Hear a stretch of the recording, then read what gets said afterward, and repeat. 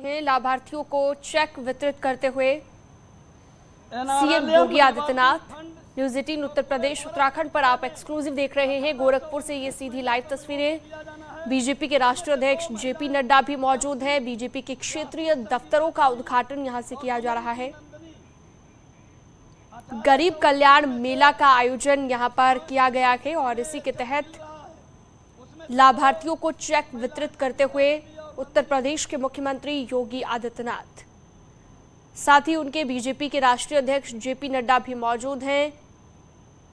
News 18 Uttar Pradesh Uttarakhand पर आपको हम एक्सक्लूसिव तस्वीर दिखा रहे हैं। तो आज कई ऐसे क्षेत्रीय कार्यालय हैं जिनका वर्चुअली लोकार्पण किया जा रहा है और साथ ही साथ गोरखपुर में भी जो क्षेत्रीय कार्यालय बना है बीजेपी का, हाईटेक ये कार्यालय है।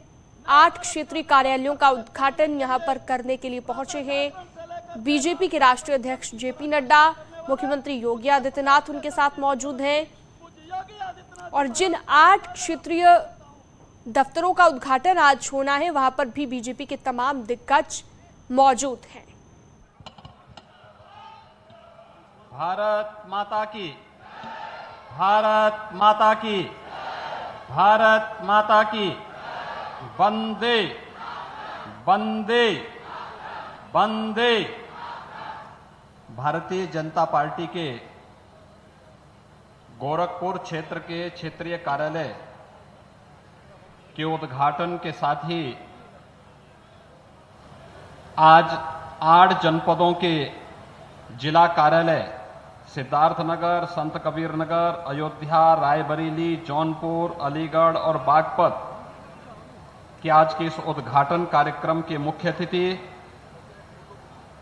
और केंद्र सरकार के आदरणीय प्रधानमंत्री जी के नेतृत्व में 8 वर्ष के सफलतम कार्यकाल के उपरांत गरीब कल्याण के लिए आयोजित आज के इस जनसभा कार्यक्रम के मुख्य अतिथि दुनिया के सबसे बड़े राजनीतिक दल भारतीय जनता पार्टी के लोकप्रिय राष्ट्रीय अध्यक्ष माननीय श्री जगत प्रकाश नड्डा जी,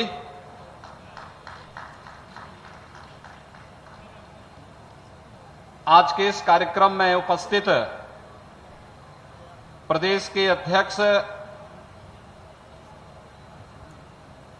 माननीय श्री स्वतंत्र देव सिंह जी, प्रदेश संगठन के महामंत्री सम्मानित श्री सुनील बंसल जी, प्रदेश सरकार में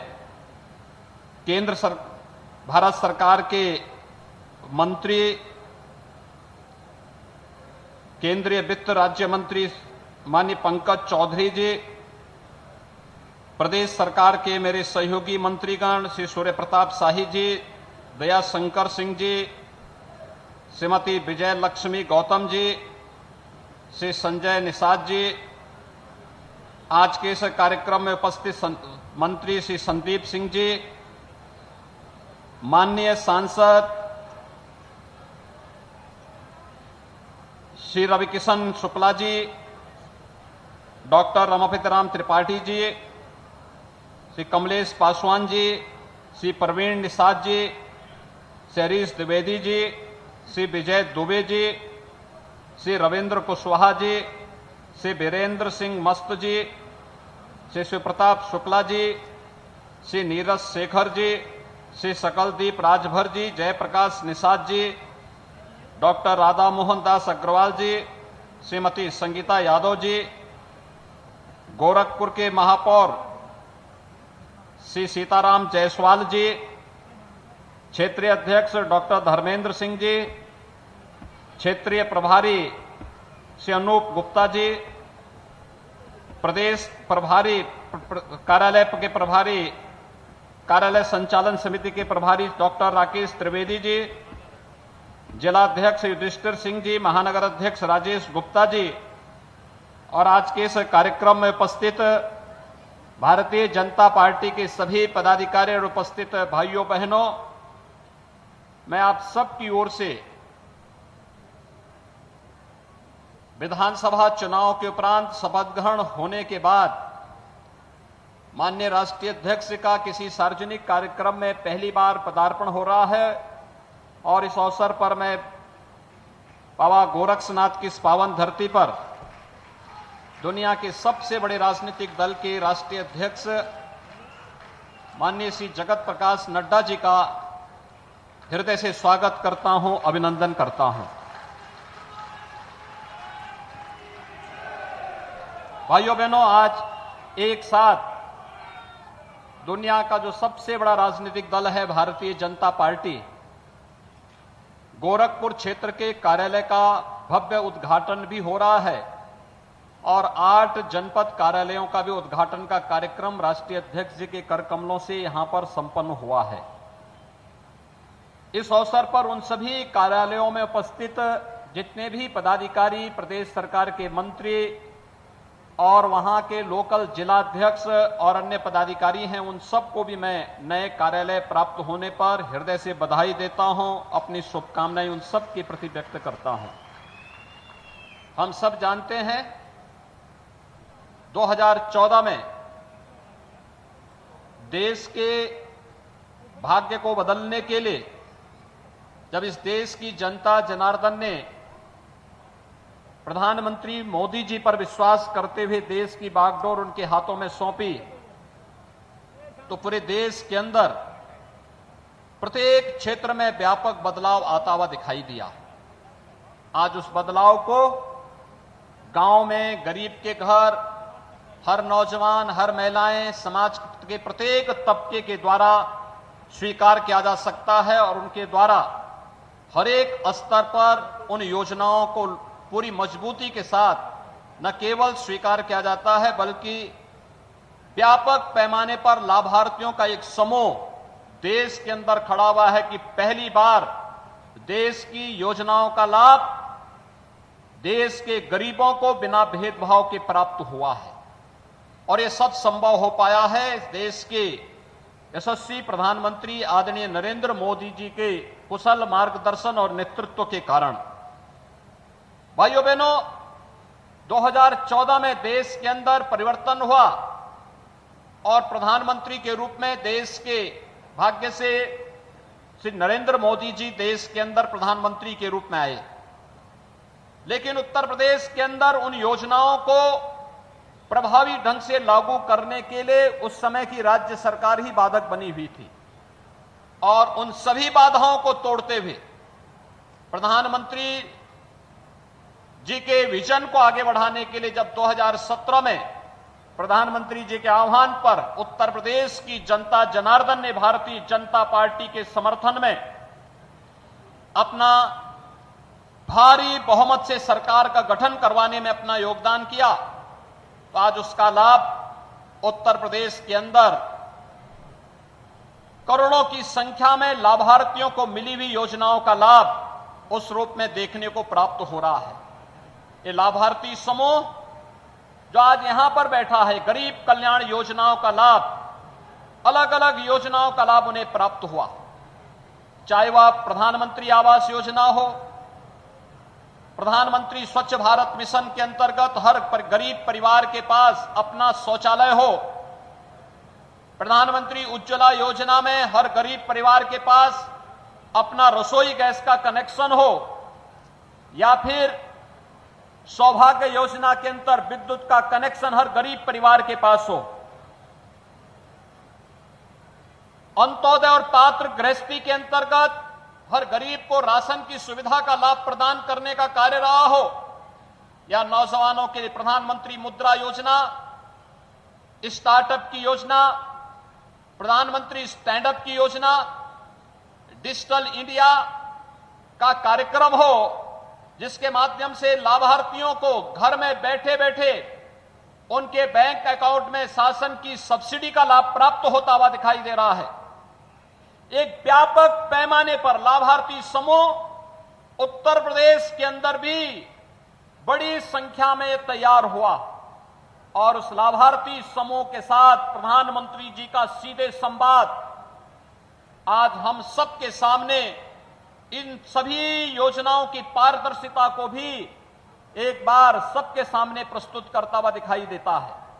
आज के इस अवसर पर जब भारतीय जनता पार्टी के हमारे यशस्वी राष्ट्रीय अध्यक्ष जी का गोरखपुर में आगमन हुआ है और इस गरीब कल्याण कार्यक्रम में कुछ लाभार्थियों को उन्होंने अपने कर कमलों से सर्टिफिकेट भी उपलब्ध करवाए हैं, जिसमें आयुष्मान भारत का है, प्रधानमंत्री आवास योजना और मुख्यमंत्री आवास योजना के लाभार्थी हैं, किसानों को मिलने वाली सुविधा का लाभ हो, सब्सिडी का लाभ हो, या किसान को मिलने वाली किसान के यंत्रों को ट्रैक्टर आदि उपलब्ध कराने। कोई सपना होता था पहले कि किसान को भी ट्रैक्टर मिल पाएगा, लेकिन आज किसान को ट्रैक्टर, अभी रघुपति यादव को इसी मंच पर राष्ट्रीय अध्यक्ष जी के कर कमलों से एक ट्रैक्टर की चाबी उपलब्ध करवाने का कार्य हुआ है। ऐसे ही अनेक कार्य, ऐसे अनेक किसानों को, नौजवानों को, महिलाओं को, समाज के प्रत्येक तबके को इसके साथ जोड़ने का कार्य हो रहा है। और इस लाभार्थी परक गरीब कल्याण सभा में माननीय राष्ट्रीय अध्यक्ष जी स्वयं उपस्थित हुए हैं। मैं इसके लिए उनका स्वागत करता हूं।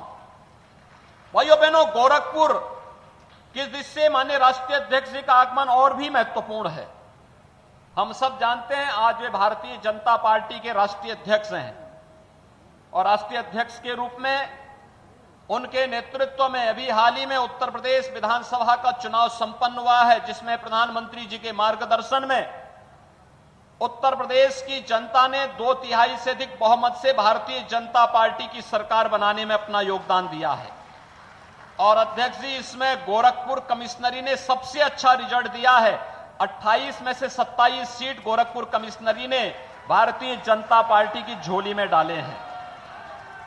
आज आपका सबसे पहला कार्यक्रम शपथ ग्रहण करने के बाद गोरखपुर में हुआ है। मैं इसके लिए आपका स्वागत करता हूं। मैं आपका स्वागत इसलिए भी करता हूं कि आप स्वास्थ्य मंत्री थे और स्वास्थ्य मंत्री के रूप में गोरखपुर की और पूर्वी उत्तर प्रदेश की बीमारी इंसेफ्लाइटिस के समाधान के लिए आदरणीय प्रधानमंत्री जी ने जब आपको इसकी जिम्मेदारी दी तो आपने सबसे पहले यहां पर गोरखपुर और बस्ती कमिश्नरी के हर जनपद में पीडियाट्रिक आईसीयू के निर्माण के लिए धनराशि भी उपलब्ध कराई और फिर गोरखपुर का एम्स, जिसे अभी आप देखते हुए आ रहे थे कि वाह क्या भव्य बिल्डिंग बनी हुई है लोगों के उपचार के लिए, यह भव्य बिल्डिंग आप ही के समय में स्वास्थ्य मंत्री रहते हुए आपने स्वीकार किया। और मुझे बताते हुए प्रसन्नता है कि प्रधानमंत्री जी के विजन के अनुरूप उत्तर प्रदेश की टीम ने जब काम किया, इंसेफ्लाइटिस से होने वाली मौत के आंकड़ों को 95% नियंत्रित करने में हमें सफलता प्राप्त हो गई। आज हम कह सकते हैं कि इंसेफ्लाइटिस का उन्मूलन अंतिम चरण में चल रहा है। इंसेफ्लाइटिस अब किसी मासूम बच्चे की मौत नहीं होगी, क्योंकि यह आज तो हर एक जनपद में मेडिकल कॉलेज भी बन रहा है। यहां पर बस्ती के मेडिकल कॉलेज के शिलान्यास के लिए आप स्वयं आए थे। सिद्धार्थनगर में भी माधव प्रसाद त्रिपाठी जी, जो भारतीय जनता पार्टी के प्रथम अध्यक्ष थे उत्तर प्रदेश के, उनके नाम पर मेडिकल कॉलेज का निर्माण हम लोगों ने जनपद सिद्धार्थनगर में कर लिया है। देवराहा बाबा के नाम पर देवरिया में मेडिकल कॉलेज का संचालन हो गया है।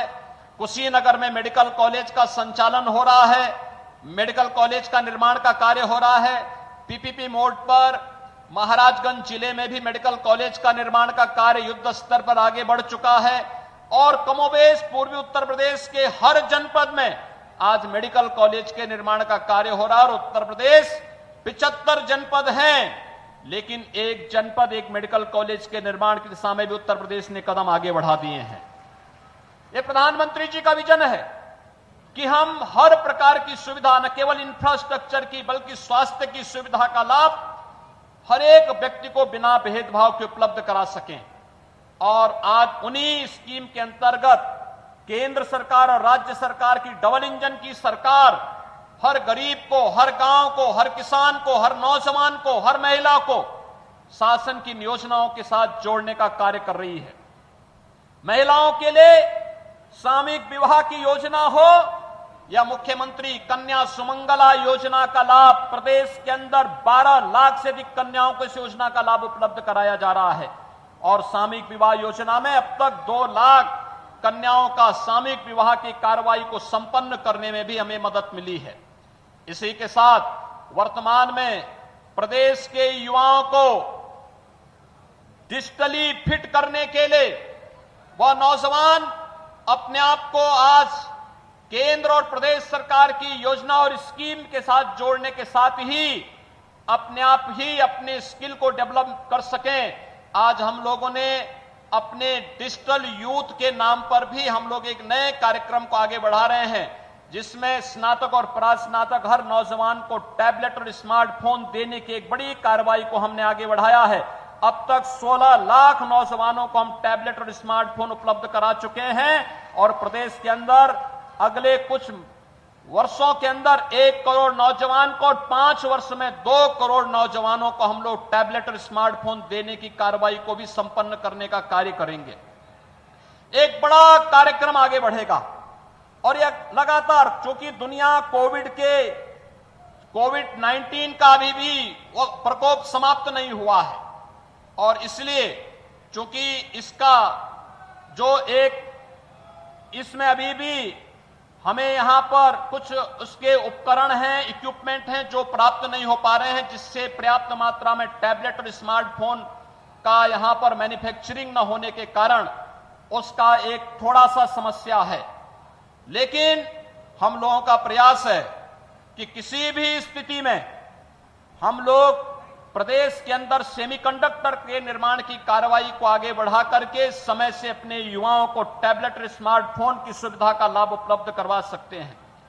आपने कोरोना के कालखंड में भारतीय जनता पार्टी को एक लक्ष्य दिया था, सेवा ही संगठन है।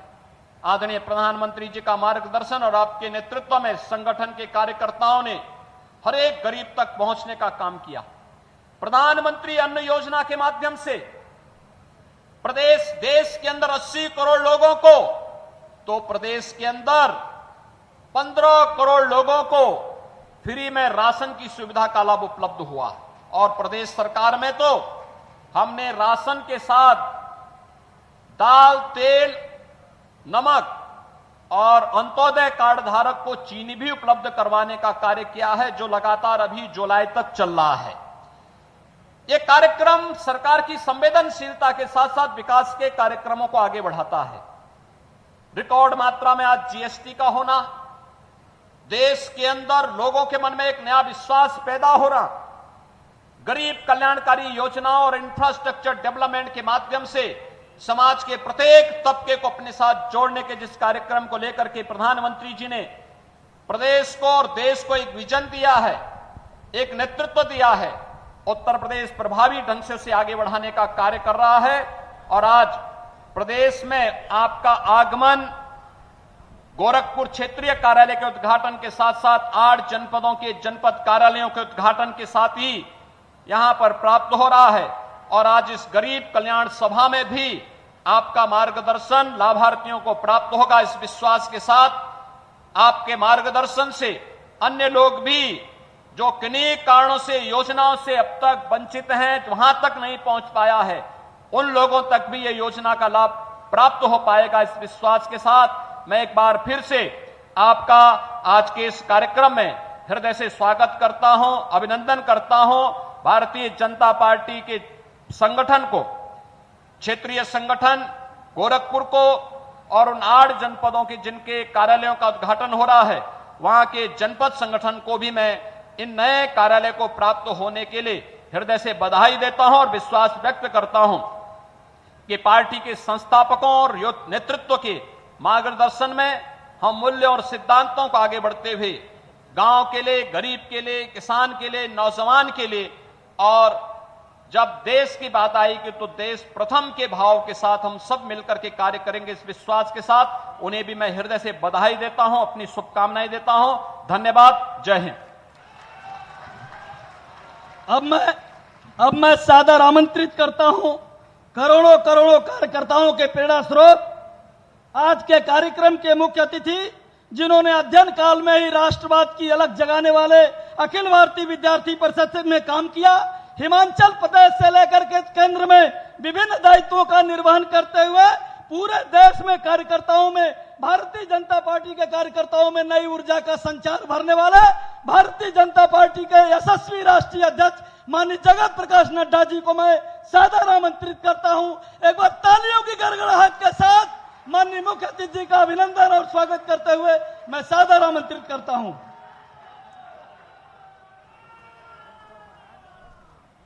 आज के इस कार्यक्रम में मंच पर उपस्थित हमारे उत्तर प्रदेश के यशस्वी मुख्यमंत्री, हम सबके आदरणीय सम्माननीय योगी आदित्यनाथ जी, हमारे प्रदेश के जुझारू अध्यक्ष और कर्मशील अध्यक्ष श्री स्वतंत्र देव सिंह जी, प्रदेश के संगठन महामंत्री और हमारे वरिष्ठ साथी श्री सुनील बंसल जी, हमारे प्रदेश के महामंत्री अनूप गुप्ता जी, क्षेत्र प्रभारी अनूप गुप्ता जी, हमारे क्षेत्रीय अध्यक्ष श्री धर्मेंद्र सिंह जी, राकेश त्रिवेदी जी, प्रदेश के प्रभारी श्री युधिष्ठिर जी, श्री राजेश गुप्ता जी, यहाँ के सांसद श्री रवि किशन जी, हमारे देवरिया के सांसद रमापति राम त्रिपाठी जी, कमलेश पासवान जी, हमारे पंकज चौधरी जी जो भारत सरकार में मंत्री हैं, श्री हरीश द्विवेदी जी, हमारे सांसद शिव प्रताप शुक्ला जी, हमारे वरिष्ठ साथी और पूर्व सांसद नीरज शेखर, मोहनदास अग्रवाल जी वर्तमान में भी सांसद बने हैं, उनको मेरी बधाई, श्रीमती संगीता यादव जी सांसद, सूर्य प्रताप शाही जी हमारे उत्तर प्रदेश सरकार में मंत्री, दयाशंकर जी हमारे उत्तर प्रदेश में मंत्री, सम्मानित मंच और यहां इतनी बड़ी संख्या में एकत्र आए हमारे सभी वरिष्ठ साथीगण, पार्टी के कार्यकर्ता बंधु और इस गरीब कल्याण सम्मेलन में उपस्थित हमारे सभी लाभार्थी भाइयों और मीडिया के मेरे साथी, प्रिंट मीडिया और इलेक्ट्रॉनिक मीडिया के मेरे साथी, मेरा यह सौभाग्य है कि आज मुझे 2 in 1 एक ही सभा में 2 कार्यक्रमों के बारे में चर्चा करने का मौका मिल रहा है और 2 कार्यक्रमों में शामिल होने का मौका मिल रहा है। एक तरफ हम भारतीय जनता पार्टी जहां कार्यालयों का उद्घाटन करती है, तो वहीं गरीब कल्याण के लिए जो हमारा सतत प्रयास है, उस प्रयास को आगे बढ़ाने के लिए गरीब कल्याण मेला भी लगाती है और लाभार्थियों को लाभ पहुंचाने का अंतिम पड़ाव को भी पूरा करती है। ऐसे कार्यक्रम में मुझे शामिल होने का मौका मिला है। मित्रों, मैं गोरखपुर आऊं और गोरक्षनाथ जी के नमन न करूं, उनसे आशीर्वाद न लूं, तो मेरी ये यात्रा अधूरी है। इसलिए सबसे पहले तो मैं गोरखनाथ जी को नमन करते हुए, इस पवित्र स्थान को नमन करते हुए, इस पवित्र भूमि को नमन करते हुए और साथ ही साथ यह क्षेत्र जिसने स्वतंत्रता के दृष्टि से एक विशेष योगदान किया और वो हम चौरी चौरा को भूल नहीं सकते, तो ऐसे क्रांतिकारी स्थान को भी मैं नमन करता हूं, इस पूज्य भूमि को और इस क्रांतिकारी भूमि को नमन करता हूं।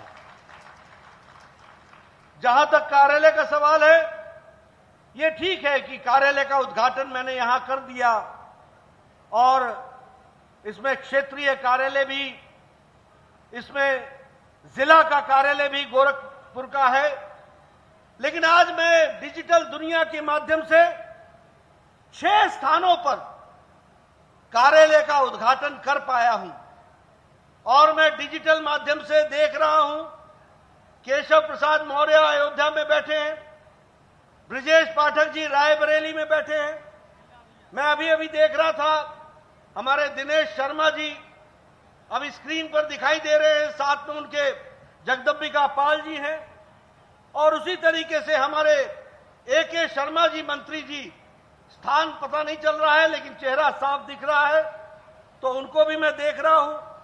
हमारे महेंद्र पांडे जी हैं राधा मोहन सिंह जी हैं, ये सब लोग अपने अपने स्थानों पर जुड़े हैं। इन सबको भी मैं नए कार्यालय के शुभारंभ के लिए बहुत बहुत बधाई देता हूं और उनके माध्यम से वहां के कार्यकर्ताओं को भी बधाई देता हूं। मुझे ब्रजेश पाठक जी दिख रहे हैं, दिनेश जी भी दिख रहे हैं। सब लोग पूरी ताकत के साथ पार्टी कार्यालय में बैठ करके इस समय का आनंद ले रहे हैं। लेकिन मित्रों, ये घटना ऐसे ही नहीं घट रही है। इस घटना के पीछे एक इतिहास है, इस घटना के पीछे एक कहानी है, जो कहानी बहुत ही गहरी है और उसको वह हमारे भारतीय जनता पार्टी की यात्रा को बताती है। मुझे याद है 2014 में जब प्रधानमंत्री मोदी जी पहली बार बने प्रधानमंत्री, वो कार्यालय आए। कार्यालय 11 अशोक रोड था। मैं महामंत्री होता था। मैंने कार्यालय की नया सज्जा की थी।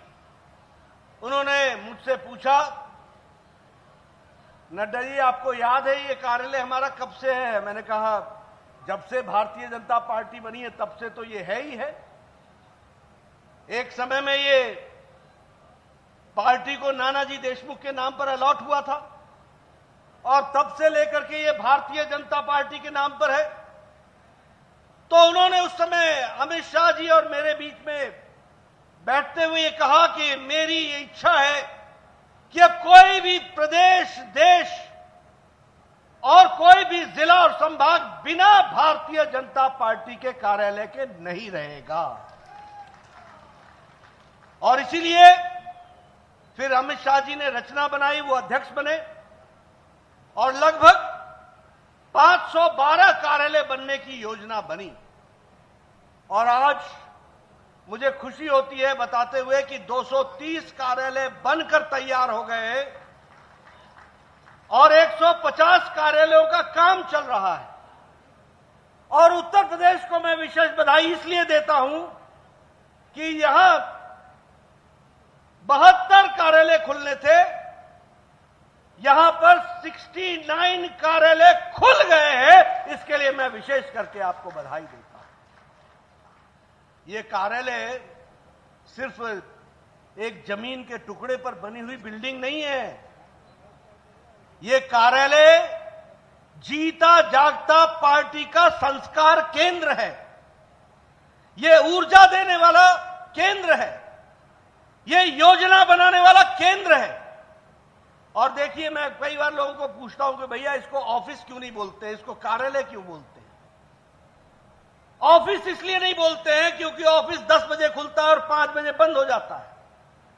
कार्यालय हमारा 24x7x365 हमेशा खुला रहता है और कार्यकर्ताओं के लिए खड़ा रहता है। वो हमारा कार्यालय है। और ये कार्यालय, हमको वहां तस्वीरें लगी होती हैं तो हम पूछते हैं ये कौन है, तो बताते हैं श्यामा प्रसाद मुखर्जी हैं। ये कौन है, तो नानाजी देशमुख है। ये कौन है, तो कुशाभाऊ ठाकरे हैं। ये किसकी तस्वीर है, तो बताते हैं ये हमारे जगन्नाथ राव जोशी हैं। ये तस्वीर किसकी है, तो हम बताते हैं कि हमारे वरिष्ठ नेताओं की तस्वीर है। ये तस्वीरें सिर्फ तस्वीर नहीं है, ये तस्वीरें हमको बताती हैं कि आज की जो तस्वीर है भारतीय जनता पार्टी की, उसके नींव रखने वालों की तस्वीरें हैं। इस बात को हमको बताती है।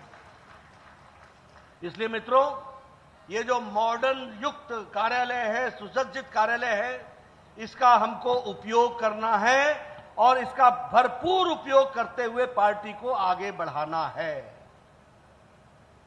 मैं भी राजनीतिक पार्टी में काम करते हुए लंबा समय हो गया, 40 साल हो गए। एक समय था हमारे पास कार्यालय नहीं होते थे, उधार के कोई किसी के रेंटेड मकान में हम कार्यालय खोलते थे। हम उन रेंटेड कार्यालयों में अपने कार्य को विस्तार करने का काम करते थे। कई बार तो कार्यालय का रेंट देने की भी स्थिति नहीं होती थी। मकान मालिक से हाथ जोड़ते थे कि भैया जरा 5 महीने के लिए इंतजाम कर दे, रहने दीजिए, हम कहीं ना कहीं से इंतजाम करेंगे। यहां से हमारे लोगों ने पार्टी का काम शुरू किया और छोटे छोटे कार्यालयों से रहते हुए इस काम को बढ़ाते हुए भारतीय जनता पार्टी दुनिया की सबसे बड़ी पार्टी बनाई और भव्य कार्यालय बना करके लोगों को आगे बढ़ाने का संस्कार केंद्र दिया है। मित्रों, इसमें डिजिटल ई लाइब्रेरी भी है, इसमें वीडियो कॉन्फ्रेंसिंग की व्यवस्था भी है, इसमें कॉन्फ्रेंस हॉल भी है, इसमें मीडिया सेंटर भी है, इसमें लाइब्रेरी और ई लाइब्रेरी तो है ही है, साथ ही साथ कॉन्फ्रेंस और वीडियो कॉन्फ्रेंस करने की व्यवस्था भी है। यानी मोस्ट मॉडर्न टेक्निक से बना हुआ यह कार्यालय है। इसको जब मैं समर्पित करता हूं तो कार्यकर्ताओं से एक ही निवेदन करता हूं, इसकी लाइब्रेरी का उपयोग करो और अध्ययन करो, क्योंकि तुम्हारे कंधों पर सिर्फ कुर्सी पर बैठना नहीं है, तुम्हारे कंधों पर कल उज्जवल भविष्य भारत को सर्वोच्च स्थान पर ले जाना है। इसकी तैयारी करनी है और इसकी तैयारी करने के लिए अपना अध्ययन जरूरी है। इसलिए पार्टी का कार्यालय का उपयोग करते हुए हम जरूर अध्ययन करें और चीजों को संभाल करके आगे बढ़े। इन्हीं शब्दों के साथ मैं कार्यालय के लिए हमारे सभी कार्यकर्ताओं को जो 6 स्थान पर मेरे साथ जुड़े हुए हैं उनको पुनः मैं बधाई देता हूं, मैं उनको फिर से साधुवाद देता हूं और उनको ये कार्यालय समर्पित करते हुए ये बताना चाहता हूं कि वहां भी कार्यकर्ताओं को इस बात का बोध कराया जाए। आज मैं गरीब कल्याण मेला और लाभार्थियों से मिलने का मुझे सौभाग्य मिल रहा है इस कार्यक्रम के माध्यम से। मैं एक बात जरूर कहना चाहूंगा कि आदरणीय प्रधानमंत्री जी ने राजनीति की संस्कृति बदल डाली। एक समय था जब राजनीति होती थी परिवारवाद, वंशवाद, धर्म पर जातिवाद, भाई भतीजावाद, भ्रष्टाचार, अनाचार, ये राजनीति के पर्यायवाची बन गए थे। लेकिन प्रधानमंत्री मोदी जी ने परिवारवाद को, वंशवाद को, संप्रदायवाद को, जातिवाद को, भ्रष्टाचार को, अनाचार को धत्ता दिखाते हुए विकासवाद की राजनीति ला करके खड़ी की है। इस बात को हमको समझना चाहिए और इसलिए मैं गर्व के साथ कह सकता हूं कि जब विकासवाद की बात आती है तो विकास सिर्फ बिल्डिंगों के साथ नहीं, विकास इस देश में रहने वाली जनता के साथ भी होना चाहिए। और इसीलिए मंत्र रखा, सबका साथ, सबका विकास, सबका विश्वास और सबका प्रयास। इस मंत्र को लेकर के चले हैं और हमारी सरकार जिम्मेदार सरकार है, रिस्पॉन्सिबल सरकार है, रिस्पॉन्सिव सरकार है, जवाब देने वाली सरकार है, जवाबदेही वाली सरकार है। समस्या आती है तो उससे लड़ने वाली सरकार है, हाथ पर हाथ धर करके बैठने वाली सरकारें नहीं है। हम मेहनत करते हैं मोदी जी के नेतृत्व में, अगर देश को आगे बढ़ाते हैं तो योगी जी के नेतृत्व में उत्तर प्रदेश को भी आगे बढ़ाने का काम हम लोगों ने किया है। और इसीलिए जब मैं कहता हूं कि हम प्रोएक्टिव हैं, हम प्रो रिस्पॉन्सिव हैं, तो कहने के लिए नहीं कह रहा हूं, मैं आपको बताना चाहता हूं। और यहां क्योंकि बीआरडी मेडिकल कॉलेज से मेरा संबंध रहा है और जापानीज इंसेफ्लाइटिस का विशेष करके जो प्रकोप गोरखपुर में था वो आप लोगों ने देखा है, लेकिन देश कैसे चलता था ये आपको बताना चाहता हूं। इस देश में चिकन पॉक्स की दवा को आने में 27 साल लग गए। ये थी सरकारें, 27 साल लग गए चिकन पॉक्स की दवा आने में। बीसीजी वैक्सीन आने में 27 साल लग गए। ओरल पोलियो का जो ओरल ड्रॉप्स है उसको भारत में आने में 30 साल लग गए, 30 साल, 30 इयर्स। टेटनस की दवा को आने में भारत में 38 साल लग गए और मीजल्स को भारत में की दवा आने में भारत में 22 साल लग गए। और आपकी जापानी बुखार, जापानीज इंसेफ्लाइटिस, जिसकी दवा 1906 में जापान में बन गई थी, उसको भारत में योगी जी के माध्यम से पहुंचने का मौका मिला, वो भी 2006 में मिला। इस बात को समझिए, 100 साल लगे, 100 इयर्स जापानीज इंसेफ्लाइटिस का इंजेक्शन पहुंचने में। ये सरकारें थी, ये थी सरकारें। और इधर देखिए रिस्पॉन्सिव गवर्नमेंट कैसी होती है। प्रधानमंत्री मोदी जी ने इस देश में कोरोना 2020 के जनवरी 20 को आया पहला केस, अप्रैल महीने में मोदी जी ने टास्क फोर्स बैठाया। 2020 के अक्टूबर में ट्रायल शुरू हो गया दवाई का। खुद जाकर के फैक्ट्री में मोदी जी ने निरीक्षण किया और 2021 की जनवरी में भारत को मोदी जी ने एक नहीं दो वैक्सीन दे दी। इस बात को हमको याद रखना चाहिए। यह है रिस्पॉन्सिव गवर्नमेंट, यह है रिस्पॉन्सिबल गवर्नमेंट, यह है रिस्पॉन्ड करने वाली गवर्नमेंट। दो वैक्सीन।